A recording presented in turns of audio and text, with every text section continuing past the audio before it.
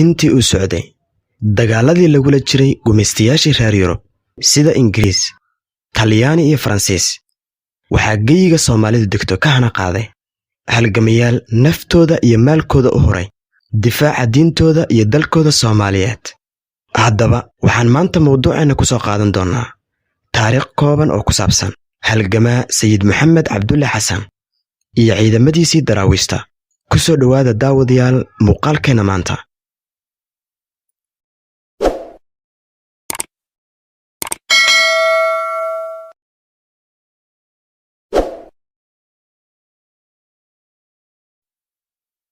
Sayid Maxamed Cabdulle Xasan wuxuu noolaa muddadii u dhaxaysay 1856 ilaa 1920. waxa uu ahaa hogaamiyihii ciidamada daraawiishta lana dagaalamay gumeystayaashii Ingiriiska, Talyaaniga iyo Xabashida, isagoo kula dagaalamay dhulka loo yaqaano Somaliland, Nugaal iyo Taleex. sayidku waxay gumeystaha ugu yeeri jireen Maad Mullah oo macno ahaan noqonaysa wadaadkii waalnaa. sayidku wuxuu dhashay sanadkii 1856 gugii la magac baxay Gobaysani oo ahaa gu barwaaqo ah oo dad iyo dunyaba wixii dhashay sanadkaas hana qaadeen. waxa uu ku dhashay balliga la yiraahdo Sacmadeeqe oo ka tirsan degmada Buuhoodle. yaraantiisii waxa uu quraanka ku bartay isla gurigooda, cilmigana waxa uu ka raacday xirfad dhihi jirtay Nugaal. abbaarihii 1892 waxa uu u kacay dhulka Sacuudiga, gaar ahaan Makka iyo Madiina, waxayna isu raaceen 13 wadaad oo isku xir ahaayeen. sayidka magaalada Makka waxay isku arkeen wadaad Suudaani ah oo Saalix lagu magacaabi jiray, kaas oo cilmiga ka sii raacday intii uu ku sugnaa dalka Sacuudiga. Xaaji Maxamed 1895 ayuu dalka dib ugu soo laabtay. markii uu dalka soo caga dhigtay magaalada Berbera waxaa xilligaa ku sugnaa ciidamo ka tirsan gumeystihii Ingiriiska, kuwaas oo dadka ka soo dega dekedda magaalada Berbera canshuur ka qaadi jiray. kadib markii uu Berbera ka soo degay waxaa la weydiiyey inuu dhiibo canshuurta, balse waa uu diiday inuu canshuur siiyo gumeystaha Ingiriiska, isagoo kor u qayliyey kuna afcaliyey ninkii caddaanka ahaa. waxa uuna ugu jawaabay, adiga yaa canshuurta kaa qaaday markaad halkan ka soo degaysay. dabadeedna ninkii u turjumayey ayaa ku yidhi Ingiriiska, waa wadaad waalana iska daa. sidaa daraaddeed waxaa Ingiriisku ku magacaabay wadaadkii waalnaa. sayidku wuxuu ka shaqayn jiray heshiisiinta beelaha walaalaha ah ee Soomaaliyeed, sidoo kale wuxuu diinta bari jiray dadkii halkaa deganaa. waxaa la sheegaa in sayidku maalin sii maray meel madaraso ah oo carruur Soomaali lagu bari jiray diinta Kirishtanka. aad ayuuna uga xumaaday arrinkaas, taasoo ku dhalisay inuu iclaamiyo jihaad ka dhan ah gumeystaha Ingiriiska. Ingiriisku uma arkin sayidka nin ka hor imaan kara, balse mar dambe ay ku baraarugeen in Sayid Maxamed Cabdulle Xasan isu keenay ciidan kumanaan ah oo la dagaalama gumeystaha Ingiriiska, kuwaasoo ku soo wajahan magaalada dekedda ee Berbera.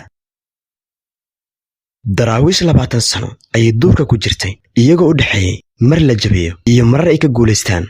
Xabashi, Ingiriis iyo Talyaani intoodaba fooda ay isdareen, heshiisyo badan ayay galeen, laakiinse dhammaan guuldarro ayay ku soo dhammaadeen.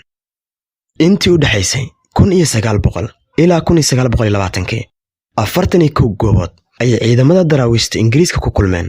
kuwii ugu waaweynaa ama dagaaladii xumi ka dhacay waxaa ka mid ah Afbakayle, Faradhidin, Cagaarweyne, Daratoole, Jidbaale iyo dagaalkii Dulmadoobe oo dhacay 1913 kaasoo lagu dilay in ka badan 50 dagaalame oo uu ku jiro hogaamiyihii ciidamada Ingiriiska ninka lagu magacaabo Richard Coffil. duulaankii koobaad iyo kii labaad oo bilowday 1899 waxay dhammaadeen Oktoobar 6, 1902. goobihii Ingiriiska iyo sayidka ku kulmeen waxaa ugu waaweynaa Afbakayle iyo Faradhidin. Ingiriiska intii ay socdeen labadii duulaan ee hore waxaa u kordhay waayo aragnimo dheeraad ah, waxayna ogaadeen xoogga daraawiishta oo ah midaan la dheelisa karin. Julaay 3, 1903 waxaa dhammaaday dagaalkii saddexaad oo intii u socday sayidka iyo Ingiriisku bari iyo waqooyiba ku dagaalameen. dagaalkii afraad waxa uu ahaa mid aad u xoog badan, kana qayb qaateen maraakiibta dagaalka. waxauna Ingiriisku go'aan ku gaaray in sayidka loola dagaalamo si dawlad xoog badan oo kale. goobihii la isaga hor yimid intuu duulimaadkaasi socday oo daraawiishta Ingiriiska isku haleeneen waxaa ka mid ah Berdiga, Cagaarweyne, daratoole taargooye iyo jidbaale dowladda ingiriisku waxay isku dayday inay sayidka u isticmaasho siyaasad la mid ah tii boqorradii hindida ay kula dhaqantay oo ah inay maal badan iyo mushaaro joogto ah siiso dagaalada caanka ee dhacay waxaa ka mid ah dagaalkii lagu dilay taliyihii ciidamada ingiriiska Richard Cofield gaalkaas oo Soomaalidu u taqaano Cofield kaasoo ahaa ninkii sayidku ka tiriyay gabay caan ah kaasoo ahaa هذا كوفيلو جيتayaan dunida joogayni adiga jidkii lagu wadi jimiclaaneede jahannaba la geeyo hadaad akhiro jahato nimankii janno kacay warbay jirin shaleeye ciidamadii ingiriiska ee dhanka bari waxba way ka tari waayeen sayidka waanay u soo dhawaan waayeen taleex iyo qalcadihii kale sayidku wuxuu ku caanbaxay tab iyo taatiko dagaal ugu dambeyntii waxaa sayidka lagu soo kacashay diyaaradaha dagaalka waxaana weerarada hogaaminayay dhamme duuliye Gordon wuxuuna cadowgu isticmaalayay diyaaradaha noocoodu yahay DH9 waxayna duqeeyeen goobaha kala ah taleex jiidaale iyo xarumihii sayidka oo dhan sidaa daraaddeed daraawiishtu waxay ahaayeen urur gobonimo doon ah kii adduunka ugu horreeyay ee diyaarad lagu weeraro sayid maxamed intaa kadib wuxuu soo aaday dhanka koonfurta allaha u naxariistee sayidku wuxuu ku geeriyooday aagga webiga Shabeelle degmo ku taala gaar ahaan degmada Iimey ee dhanka Soomaali galbeed waxaana la sheegaa inuu u geeriyooday xanuun lagu sheegay duumo iyo qandho oo daraawiish si ba'an u haleeshay ugu dambeyntii sayid maxamed cabdulla xasan geeridiisa waxaa laga joogaa in ka badan 100 sano laakiin nasiib darro dadkii uu sayidku dagaalka kula jiray dalka gudihiisa ayay nala joogaan caddaankii waxay noqdeen saaxiib halka madowgii isu beddeleen walaalo